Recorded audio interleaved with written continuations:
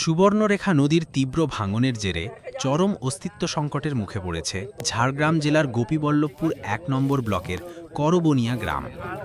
নদী পাড় ভেঙে ক্রমাগত বসতির দিকে এগিয়ে আসায় তীব্র আতঙ্কের প্রহর গুনছেন গ্রামের প্রায় ৩ শতাধিক পরিবার, যাদের অধিকাংশই তপশিলি উপজাতিভুক্ত প্রান্তিক কৃষক। স্থানীয় সূত্রে জানা গিয়েছে, ইতিমধ্যে নদীর জলে বিলীন হয়ে গিয়েছে প্রায় ৫০০ মিটার তীরবর্তী উর্বর কৃষিজমি।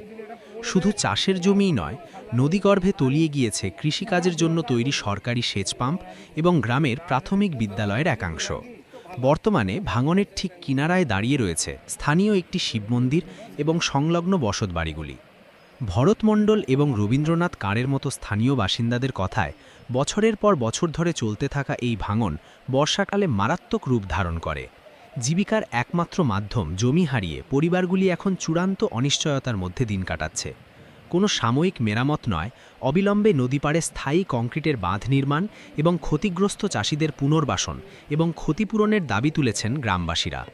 পরিস্থিতি খতিয়ে দেখতে সম্প্রতি এলাকা পরিদর্শন করেন স্থানীয় বিজেপি নেতৃত্ব, নয়াগ্রাম ৩ মণ্ডলের সভাপতি ভাস্কর মণ্ডল এবং নয়াগ্রাম ৫ মণ্ডলের সভাপতি তাপস সুই।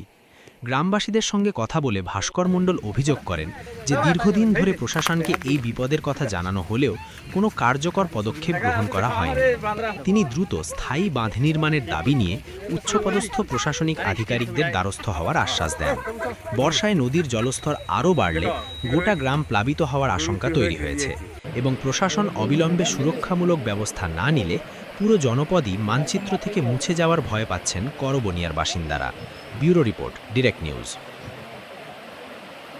থাকছে, ঘুমাতে পারছে নি, সমস্ত জমি জায়গা তো বহু গেছে, এরপরে আর অল্প বন্যা হলেই গ্রামটাও চলে যাবে।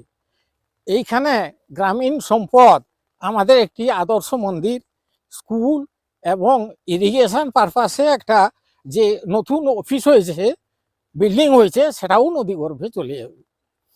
বহুবার আমরা সিপিএম আমলে বলেছি, তৃণমূল আমলে বলেছি, এবারে একটা আমাদের আত্মপ্রত্যয় যে যোগ্য লোক মুখ্যমন্ত্রী হয়েছেন শুভেন্দু বাবু, তার একটু অনুকম্পা যদি হয়